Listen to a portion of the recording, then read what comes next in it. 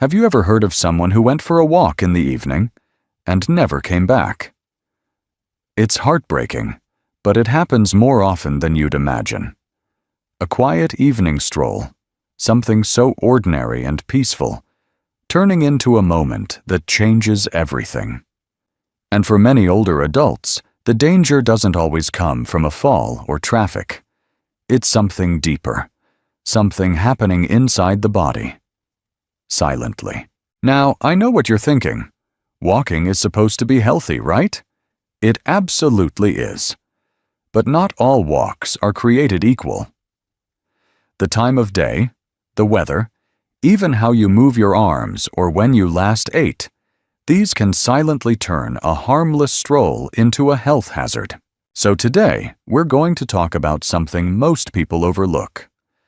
6 walking habits that can actually raise your risk of stroke, especially as we get older. You might be surprised how small changes in your routine can make a big difference in keeping your heart and brain safe. But don't worry, this isn't one of those preachy health talks. Think of this like a friendly chat, just you and me, figuring out how to walk smarter, not harder. Some of what you hear might sound familiar, but today we're digging into the why and what you can do to stay safe. If you've ever gone on an evening walk, I want you to drop a 1 in the comments. If not, hit us with a 0. And don't forget to subscribe to Health 365 so we can keep bringing you tips that truly matter. All right, let's dive into the first thing that might be making your evening walks riskier than they should be. Something a lot of people enjoy. Evening walks. They feel peaceful, the sun is down, and everything seems to slow down a little.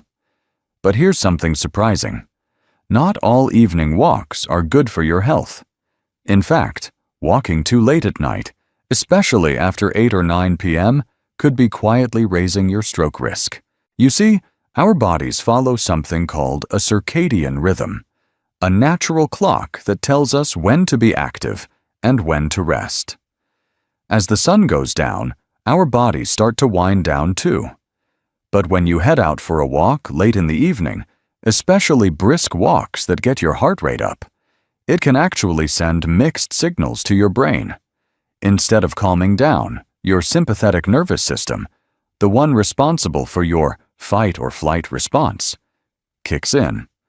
Your heart beats faster, blood pressure rises, and instead of preparing for rest, your body gets pumped up like it's ready to run a marathon.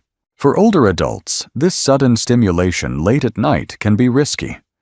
Higher nighttime blood pressure is one of the biggest hidden threats.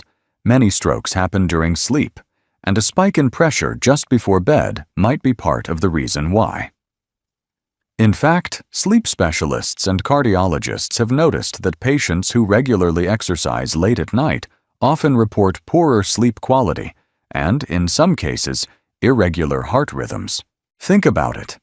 Have you ever gone for a walk after dinner and then found it hard to fall asleep? That restless feeling, maybe a pounding in your chest, or even waking up at night sweating? That could be your body's way of saying it's overstimulated. And it's not just about sleep.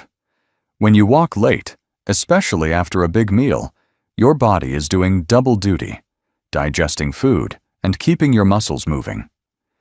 This splits the blood flow between your digestive system and your limbs, which can reduce the amount of oxygen reaching your brain. For some folks, especially those with a history of high blood pressure or heart problems, this might tip the balance toward dizziness, lightheadedness, or even more serious events. So, what can you do? Aim to take your walks earlier in the evening, ideally before sunset. Even better, try a gentle, calming walk in the early morning when the air is fresh and your body is naturally waking up. That way, you still get the benefits of movement without messing with your internal clock. Now, let's talk about another walking habit that seems harmless but might actually be hurting your brain without you even realizing it. Have you ever noticed how your body feels during a walk when you're slouched over or staring down at the ground? It might seem like a small thing, But your walking posture could quietly be affecting the amount of oxygen reaching your brain. When we walk with poor posture, head tilted forward, shoulders hunched, arms stiff, or not swinging naturally, it messes with more than just how we look. It actually disrupts blood circulation. You see, our body was designed to move in harmony. Proper posture allows our chest to open, our lungs to fill more easily, and our heart to pump efficiently. But when we're bent over, even just a little, that natural flow is interrupted. Less blood flow to the brain means less oxygen and fewer nutrients getting where they need to go. For older adults, this can lead to feeling lightheaded, off balance, or even faint. In some cases, if a person already has underlying vascular issues, it may increase the risk of a mini-stroke, or TIA, what doctors call a transient ischemic attack. It might only last a few minutes, but it's often a warning sign that something more serious could be on the horizon. There was a study conducted at the University of Tsukuba in Japan, where researchers looked at how posture affected blood flow during walking. They found that when people walked with a forward-leaning posture and limited arm movement, blood flow to the brain dropped significantly compared to those who walked upright and with a natural swing in their stride. That's a big deal, especially for seniors who may already be at risk for circulation problems. Think about your last walk. Were your shoulders relaxed? Were your arms moving freely by your sides? Or were you clutching a phone, looking down, maybe walking with your hands in your pockets? It may seem small, but making a simple shift in how you carry yourself can do wonders for your circulation. Next time you head out, try this. Stand tall, roll your shoulders back, keep your gaze straight ahead, and let your arms swing naturally. You'll not only feel more confident, but you'll also help your brain get the oxygen it needs to keep you sharp and steady. Now let's explore a walking habit that almost everyone does without thinking, and it has everything to do with what's on your plate. Walking right after a meal might sound like a great idea. A lot of people believe it helps digestion or burns off a few calories from dinner. But here's the thing.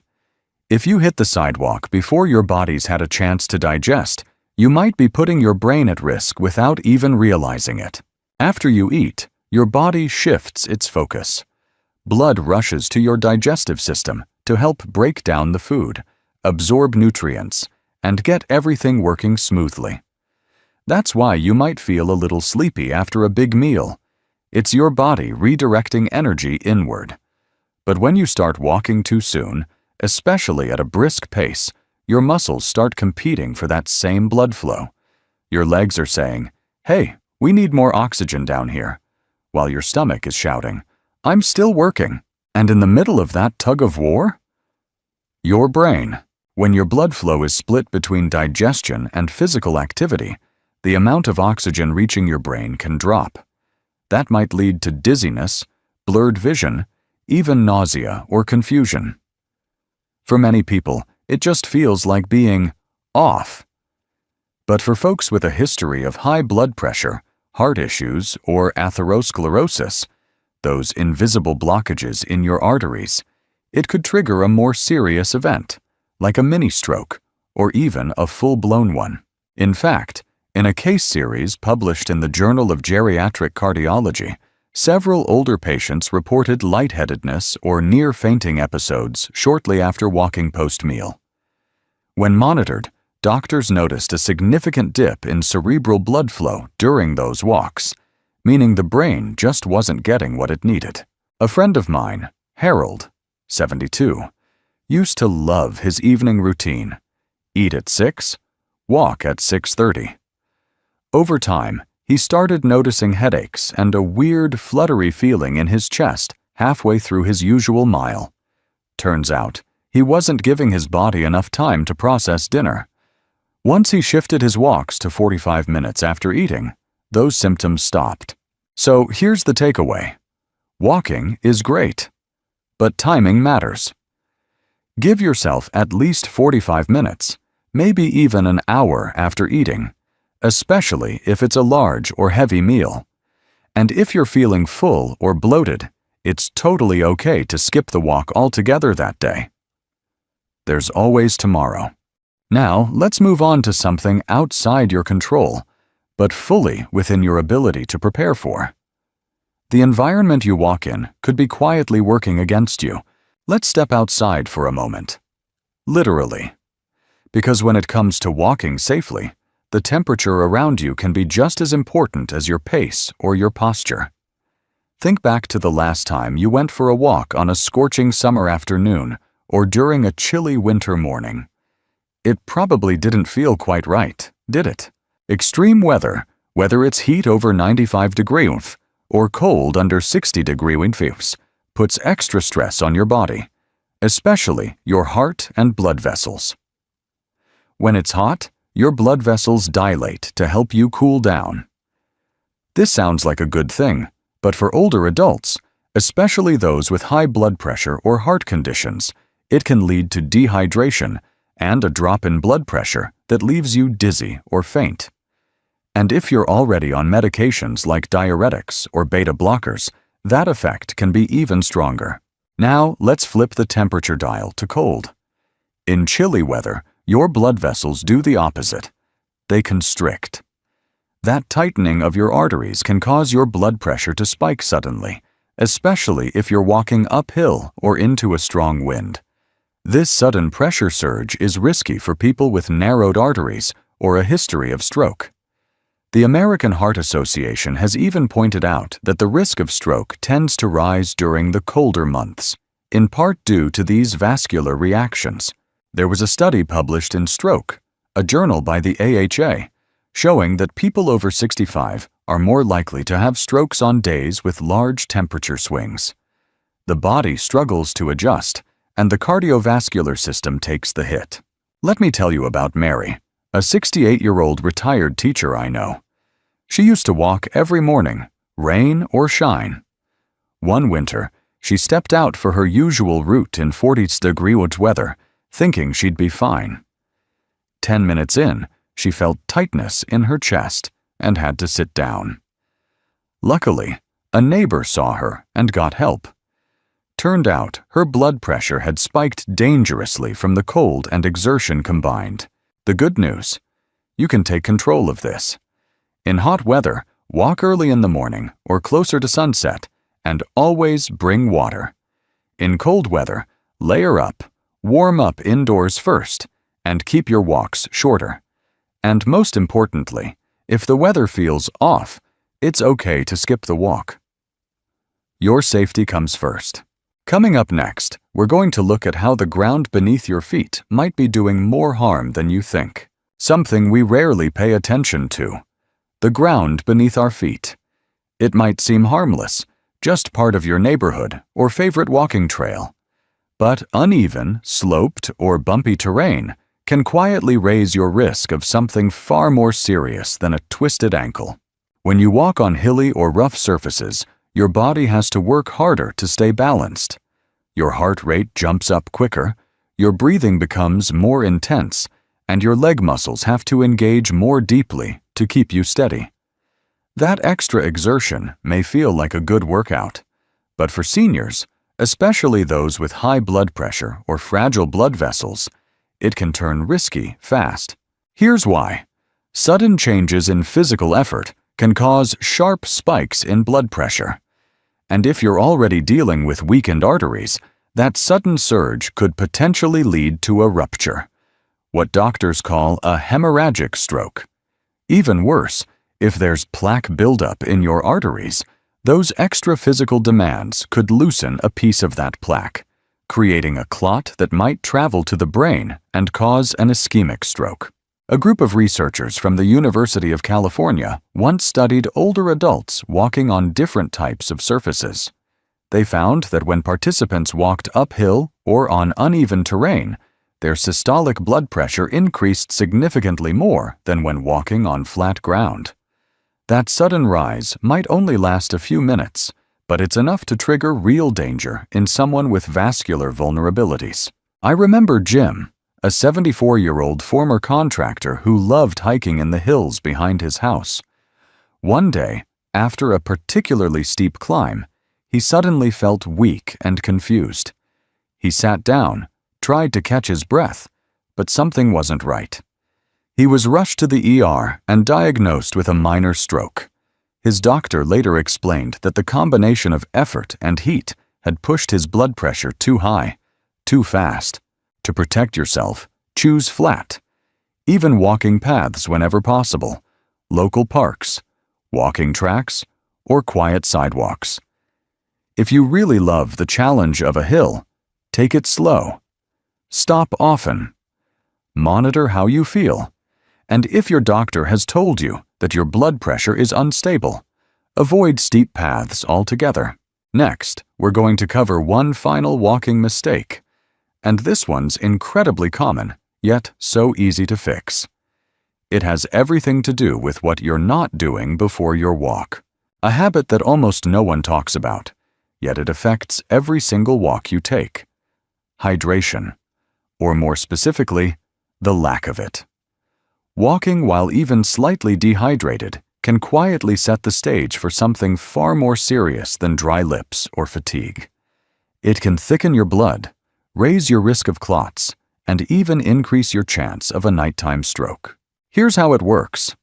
When you're not well hydrated, your blood becomes more concentrated, thicker, if you will.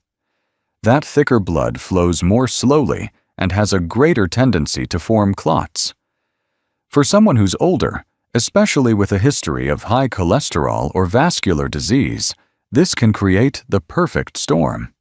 And the danger doesn't always hit right away.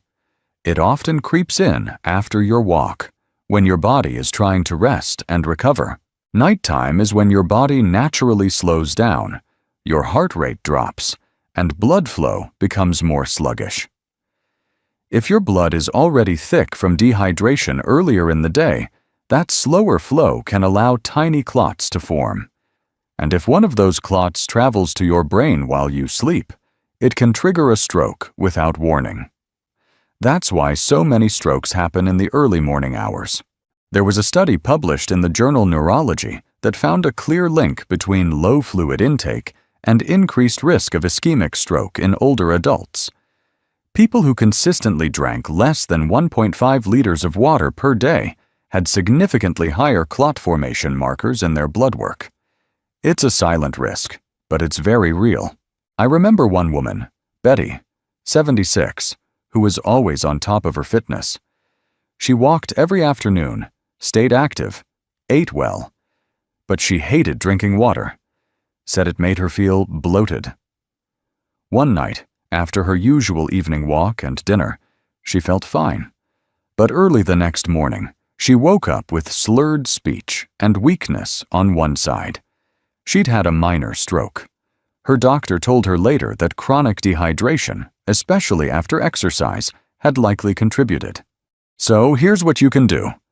Before you go for a walk, drink a glass of water. After you return, drink another. It doesn't have to be a gallon, but around 8 to 16 ounces on either side of your walk can go a long way. And remember, if you're sweating a lot or walking in hot weather, you'll need even more. Now that we've explored these 6 surprising habits, let's wrap up with a warm thought and a few words that I hope will stick with you long after this video ends. Walking is a gift. Simple, free, and healing. But like any gift, it comes with responsibility. The way we walk, when we walk, and how we prepare our bodies for it can either support our health or slowly chip away at it. The habits we've talked about today may seem small, even harmless, but over time they carry real weight, especially as we grow older and our bodies become more sensitive to change. Remember, walking should bring peace, not pressure. With just a few thoughtful adjustments, staying hydrated, choosing the right time, paying attention to posture, you can keep your walks safe, energizing, and truly beneficial. No need for drastic changes, just a little more awareness and a lot more care. If this video helped you see something in a new light, Drop a 1 in the comments. If you've never thought about these risks before, give us a 0. And know that today is a perfect day to start fresh. Did you know that the way you sleep tonight could decide whether you wake up refreshed or not wake up at all? I know that sounds dramatic, but stay with me. Every night, millions of people lie down in bed, thinking they're giving their brain a break. But what if, instead of healing, your brain is slowly starving, just because of how your head hits the pillow?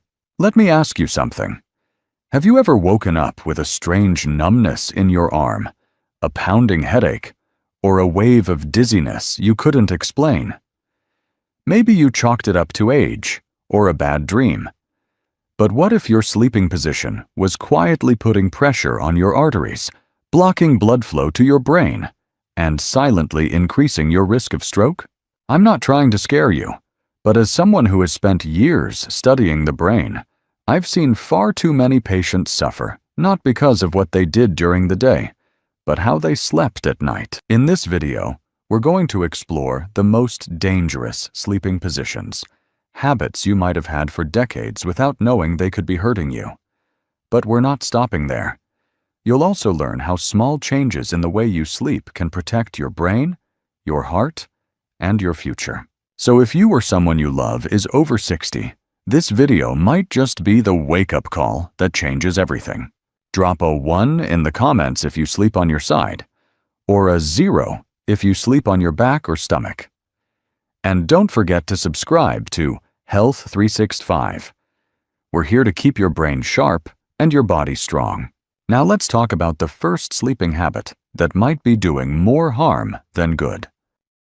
Let's start with a sleeping habit that seems harmless but could be silently dangerous: lying on one side all night without switching. It might feel cozy, especially if you've found your side after years of habit. But here's what many people don't realize. When you stay on one side for too long, you can actually compress the carotid artery on that side of your neck. That artery is a major highway for blood going to your brain. When it's squished for hours, the brain on that side might not get the oxygen it needs. I once had a patient, a 67-year-old man who always slept on his side. He'd wake up almost every morning with tingling in his arm and half of his face feeling numb. He thought it was just poor circulation. But when we scanned his neck, we found plaque buildup in that carotid artery, just enough that, when he slept on it all night, blood flow dropped significantly. He was at serious risk for a stroke, all because of a position he thought was safe. Even if you don't have artery blockages, lying on one side too long can still affect your nerves and circulation. You might notice that your arm falls asleep more easily, or that your hip aches more on one side. Those are warning signs. So, what can you do? Try alternating sides through the night, or place a supportive pillow behind your back so you're less likely to stay stuck on one side. If you sleep with a partner, let them know to give you a gentle nudge if you've been in one position too long. Now, let's move to another common habit. One that's as simple as your pillow height, but could be making you dizzy by morning.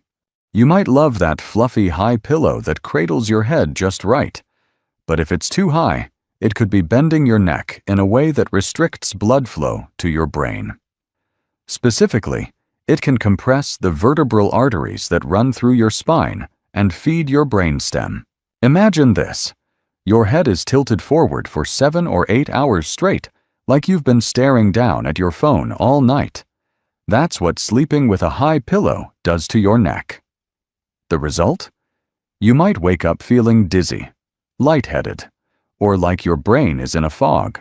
One of my patients, a 72-year-old woman who loved her thick memory foam pillow, kept waking up with spinning sensations. She thought it was vertigo. But when we adjusted her pillow to a lower, more neutral height, just enough to keep her head aligned with her spine, those dizzy mornings nearly disappeared. And it's even riskier if you have narrowing in your neck arteries or cervical spine issues, which become more common with age. That extra tilt from the pillow puts stress on already sensitive structures. It's like kinking a garden hose. Water still flows, but barely. What can you do? Aim for a pillow that supports your neck's natural curve without pushing your chin toward your chest. A good rule of thumb is to lie on your back and check whether your nose is in line with your sternum.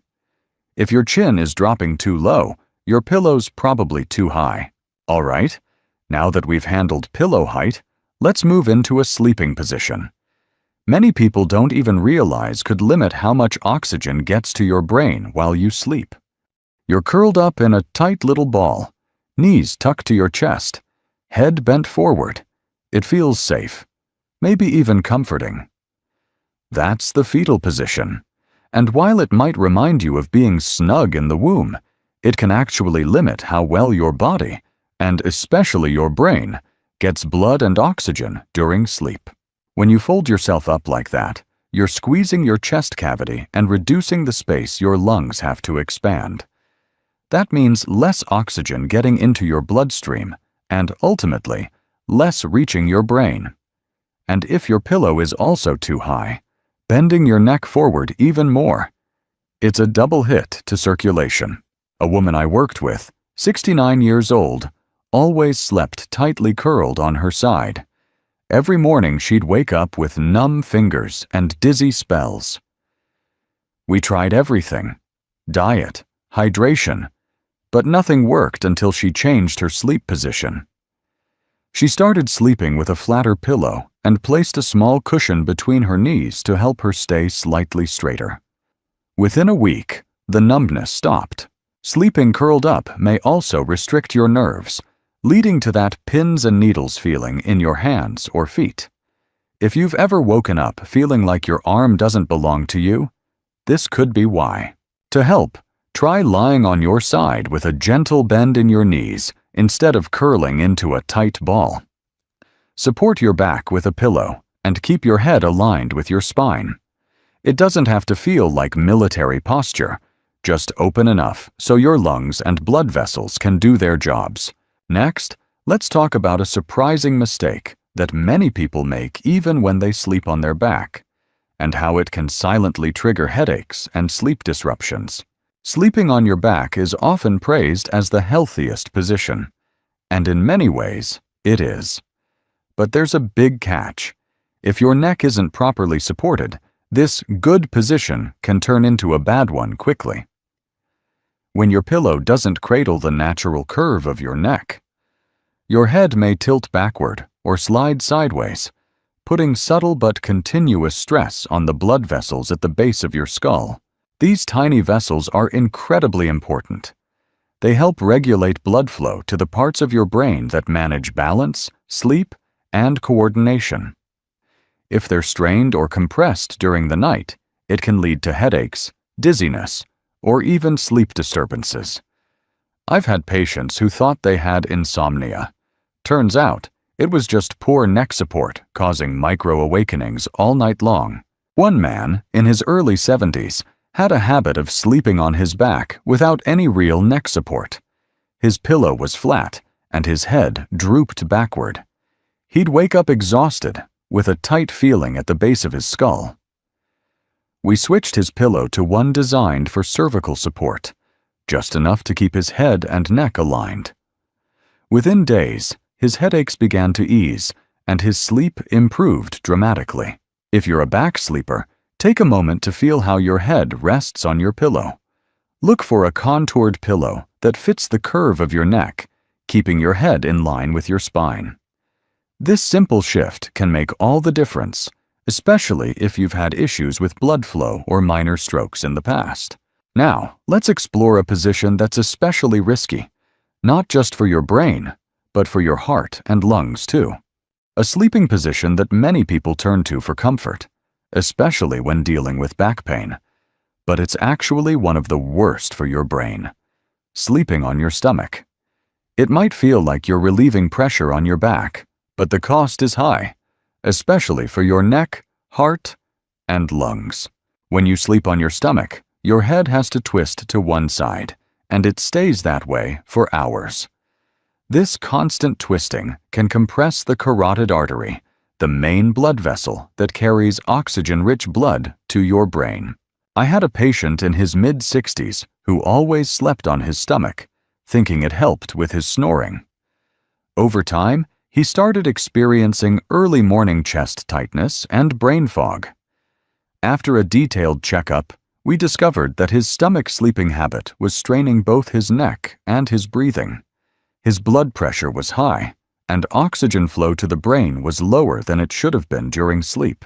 This position also puts pressure on your chest, making it harder for your lungs to fully expand. Less oxygen in your bloodstream means less oxygen reaches your brain. If you already have high blood pressure or hardened arteries, this lack of oxygen can be especially dangerous, raising your stroke risk significantly. If you absolutely must sleep on your stomach, try placing a thin pillow under your hips and using no pillow or a very flat one under your head. Better yet, train yourself to sleep on your side or back. It might take time, but your brain and heart will thank you. Next, let's uncover a strange habit that might seem harmless, even cozy, but could be turning your bed into a silent trap for your brain overnight. Here's a habit that feels cozy on a cold night, but could be silently putting your brain at risk: sleeping with your head completely under the blanket. It sounds harmless, even comforting. But when you pull the covers over your head, you're trapping exhaled carbon dioxide and limiting fresh oxygen intake.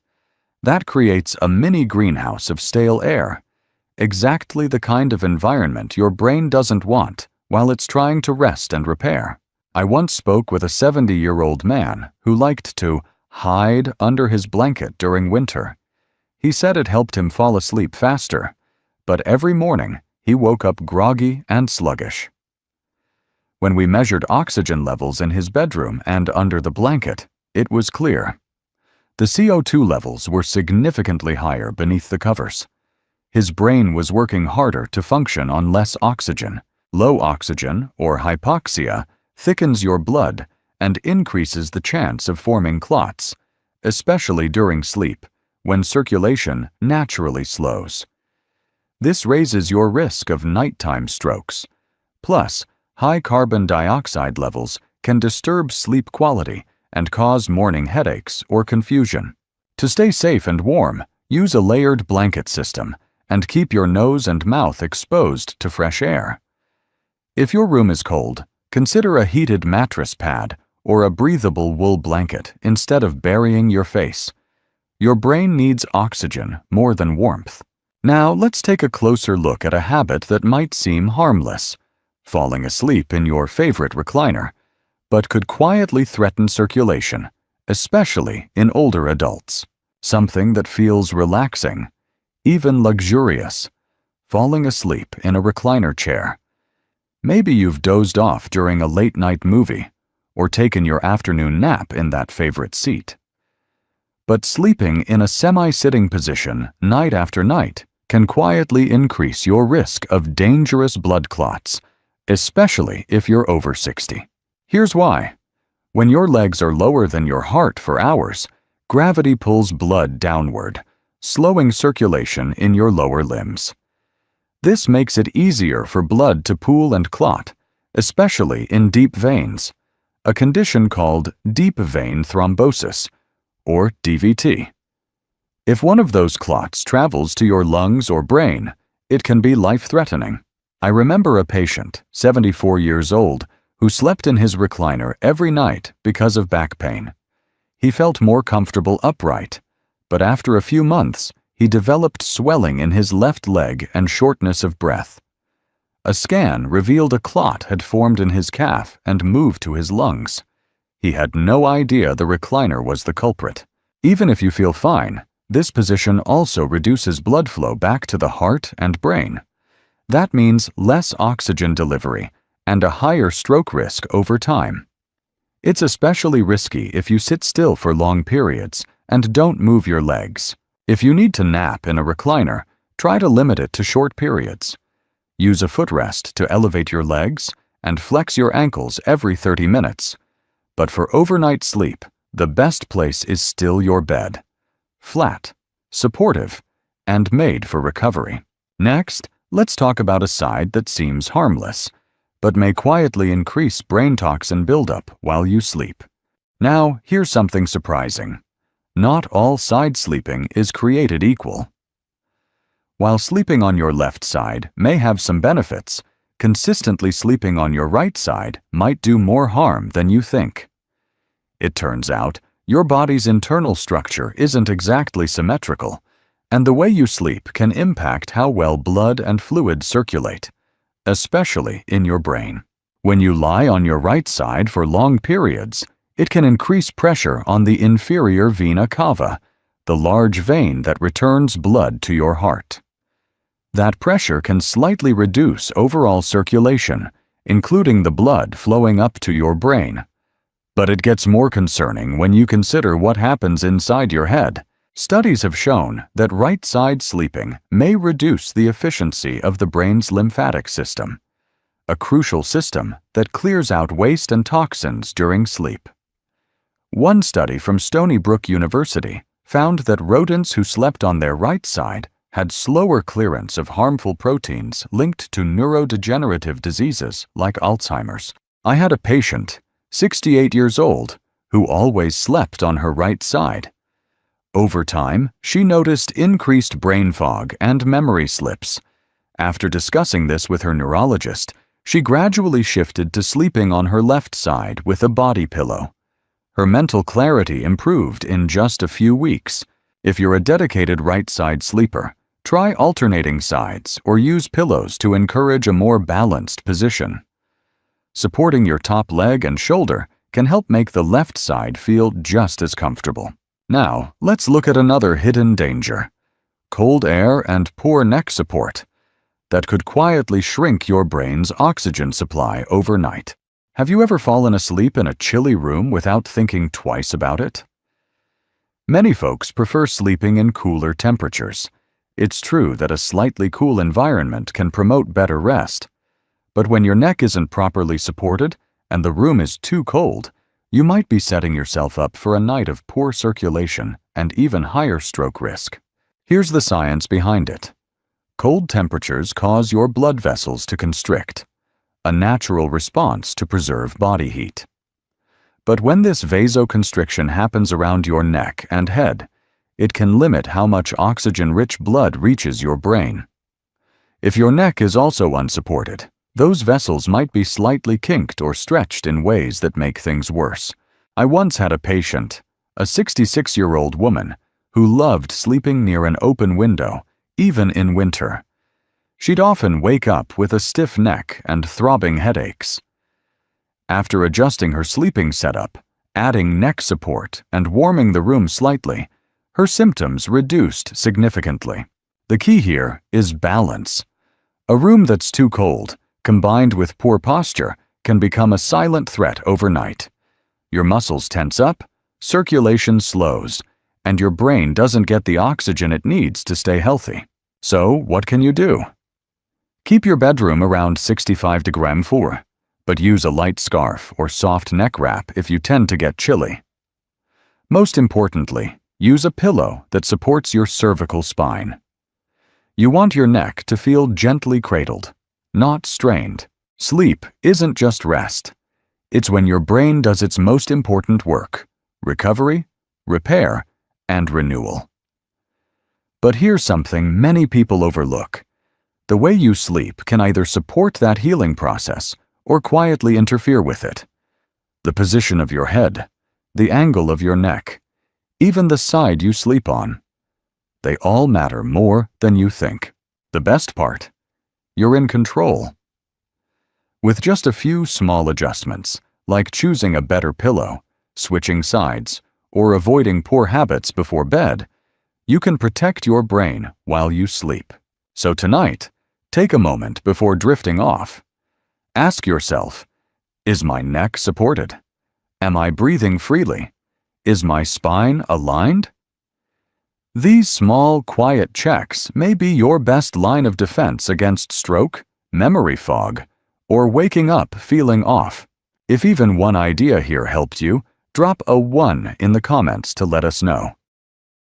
Have you ever gone in for a routine test? Just a checkup, nothing major, and then felt off? Dizzy, lightheaded, maybe even a little confused the next day. Most people brush it off. But as a brain doctor, I've seen too many cases where something seemingly harmless turned into a silent trigger for a stroke. Overnight. Let me be clear. It's not about doctors doing something wrong. It's about how certain procedures, which are considered standard practice, can affect an aging body differently.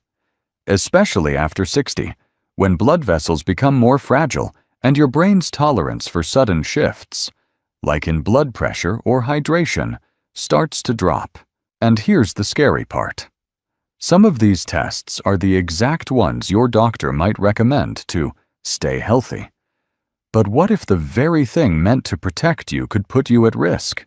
In this video, I'm going to walk you through 6 routine medical tests that might quietly increase your stroke risk, particularly in older adults. I'm not saying avoid them, but you do need to know what to watch for and what to ask your doctor before you agree to them. Before we dive in, just leave a quick 1 in the comments if you've ever felt weird after a medical test, or type 0 if everything's always been smooth. And don't forget to subscribe to Health 365 for more life-saving tips tailored for older adults. Let's start with something as common as an upper GI endoscopy. That upper GI endoscopy, specifically the kind where you're sedated. Sounds routine, right? You go in, take a nap, wake up, and it's over. But here's what most people don't realize. When you're sedated, your blood pressure often drops. For a healthy 30-year-old, that's usually not a big deal. But for someone over 60, especially if your blood vessels are already a bit stiff or narrowed, this drop can mean less blood reaching your brain, even for just a few minutes. Now imagine lying on your back for 30 to 45 minutes, under the influence of sedatives. Your heart has to work a little harder to circulate blood upward, and your brain might not get the oxygen it needs. For some, that results in temporary dizziness or a bit of confusion. But for others, especially those with a history of mini-strokes or blocked arteries, it can quietly trigger a transient ischemic attack, or even a small stroke. There's a 2019 study published in the Journal of Stroke and Cerebrovascular Diseases that tracked elderly patients who underwent sedated endoscopies. The researchers found that within 48 hours, a small percentage developed new neurological symptoms, mostly mild, but a few were more serious.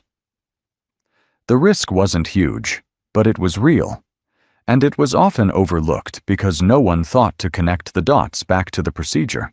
I once spoke with a patient named Helen, 72 years old, sharp as a tack. She had an endoscopy with light anesthesia. The next morning, she felt groggy, unsteady on her feet.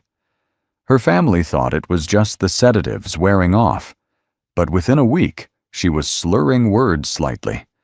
It turned out she'd had a small stroke, likely due to reduced cerebral blood flow during the procedure. So, what can you do? Talk to your doctor beforehand. Ask if the sedation is really necessary. In some cases, lighter options or even skipping sedation altogether might be possible. Make sure your blood pressure is well controlled before going in, and let your doctor know if you've had any episodes of dizziness, fainting, or prior strokes. One more thing. After the test, don't rush to get back to normal activities. Give yourself the rest of the day off. Stay hydrated. And if you feel dizzy, confused, or just not right, in the hours or days following, don't ignore it. Call your doctor, because even small changes in brain blood flow can leave a mark, especially as we age. All right, let's move on to another test that might sound harmless, but can mess with your sleep and your brain. Holter monitoring, the kind where you wear a small ECG device for 24 to 72 hours, sometimes even longer. It's a great tool for spotting irregular heart rhythms, especially those that come and go. But here's the thing. This test isn't as harmless as it seems, especially for older adults. Imagine trying to get a good night's sleep with wires taped to your chest, a box strapped around your waist, and the anxiety of knowing every heartbeat is being recorded. Some people say it feels like being under surveillance. For many older folks, that leads to poor sleep. Or worse, no sleep at all.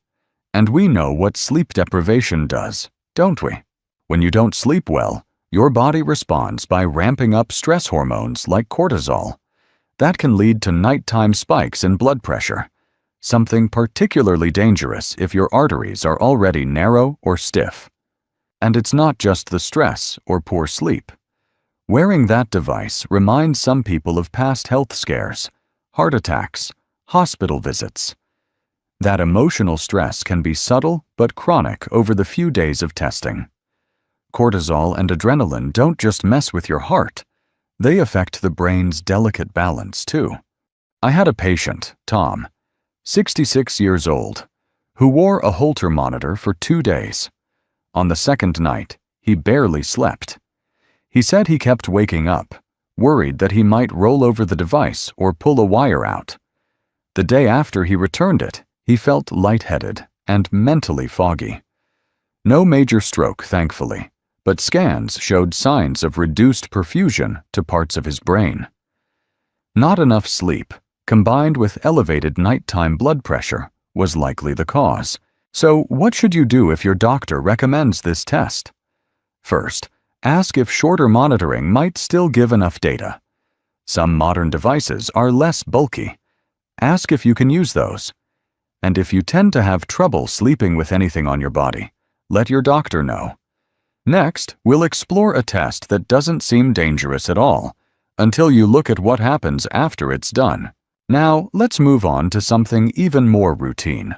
A bone density scan, also known as a DXA scan.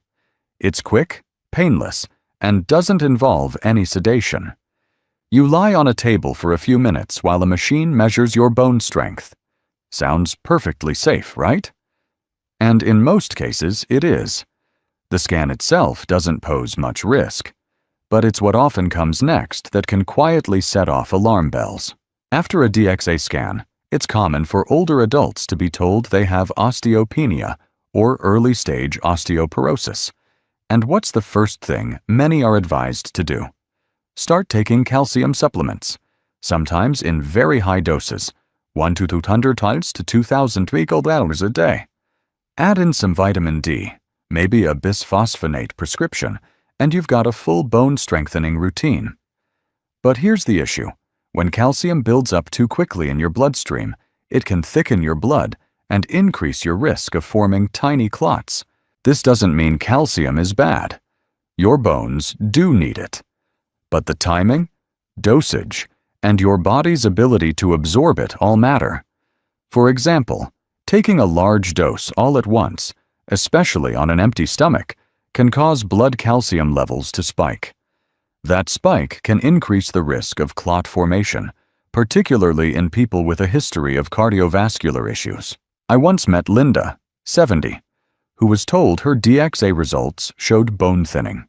She started a high calcium regimen right away, 2 pills every morning before breakfast. Within a month, she felt tightness in her chest and numbness in her hand. A CT scan later revealed a small stroke.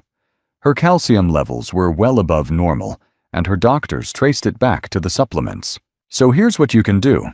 Don't start any supplements without checking your blood calcium levels first. Ask your doctor whether dietary calcium from food might be a better option than pills, and be sure to stay hydrated. Thicker blood means higher stroke risk. If you've ever had heart or brain vessel problems, mention that before starting any new bone treatments. All right, let's take a look at another common procedure. One that involves sedation, just like our first example, but with an even bigger risk for some people. Colonoscopy. Another test that often involves sedation, and it's one nearly every older adult is encouraged to get. Screening for colon cancer is important, no doubt. But here's something most people don't consider. The sedatives used in a colonoscopy can have a surprisingly strong effect on your blood vessels, especially if they're already fragile. You see, sedatives like propofol or midazolam don't just relax your body, they also relax your blood vessels. That leads to a sudden drop in blood pressure. Now, if your brain is used to functioning at a certain pressure level, this sudden dip can reduce the flow of oxygen and nutrients to your brain cells, just for a moment. But sometimes that's enough to cause problems, especially if you already have narrowing in the arteries that feed your brain. A 2021 review in the Journal of Geriatric Medicine found that older adults who received moderate sedation during procedures like colonoscopies had an increased risk of post-procedure dizziness and brief neurological symptoms. In a few rare cases, patients had full-on strokes within 24 to 72 hours. The culprit? Often a sharp, short-term drop in blood flow during sedation. I remember a man named George. He was 74, active, and pretty healthy overall. He had a routine colonoscopy with sedation. Everything seemed fine at first, but the next morning he had trouble speaking clearly. His wife thought maybe he was just tired. A few hours later, he collapsed. Doctors found he'd had a small stroke, likely triggered by reduced cerebral blood flow during the procedure. So what can you do to protect yourself? First, talk with your doctor about your stroke risk before scheduling the colonoscopy. Let them know if you've had any episodes of TIA, or mini strokes, or if you've felt unusually lightheaded during past procedures. Ask if lighter sedation or an alternate screening method might be appropriate for you. And after the procedure, take it slow. Rest. Drink plenty of water.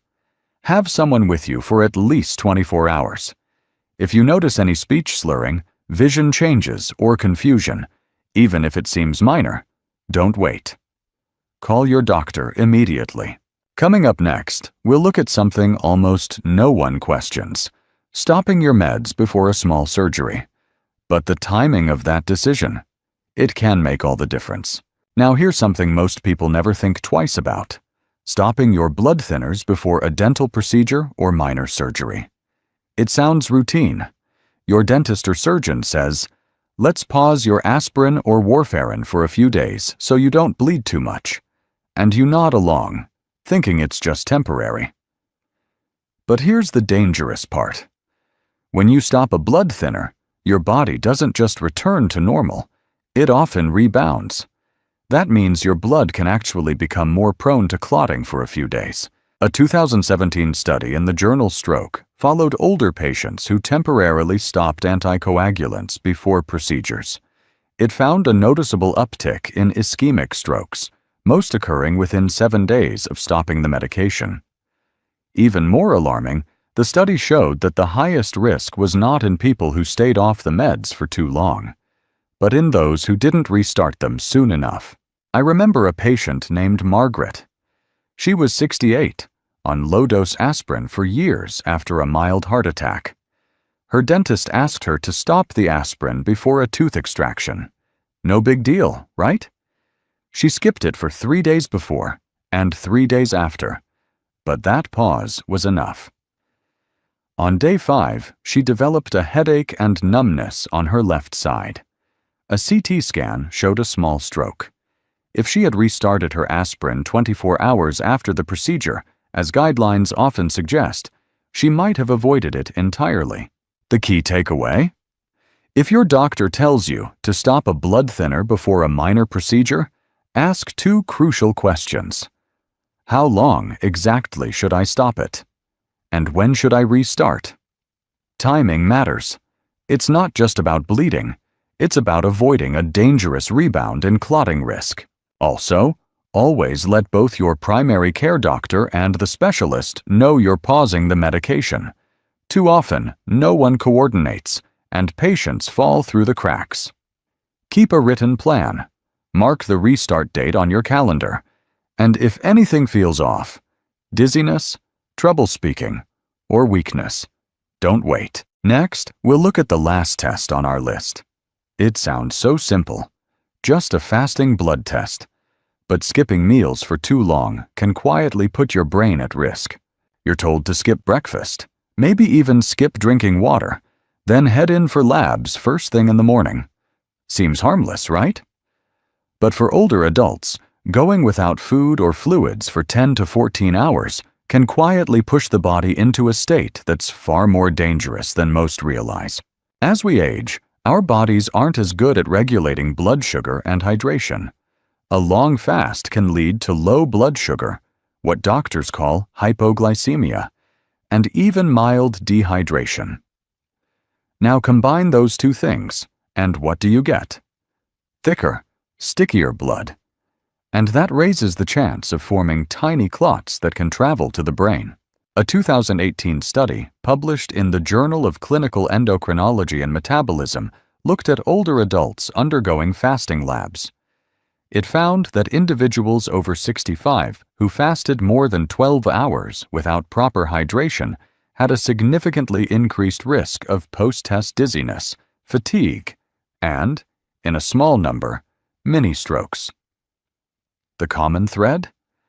Mild dehydration, low blood sugar, and pre-existing vascular issues.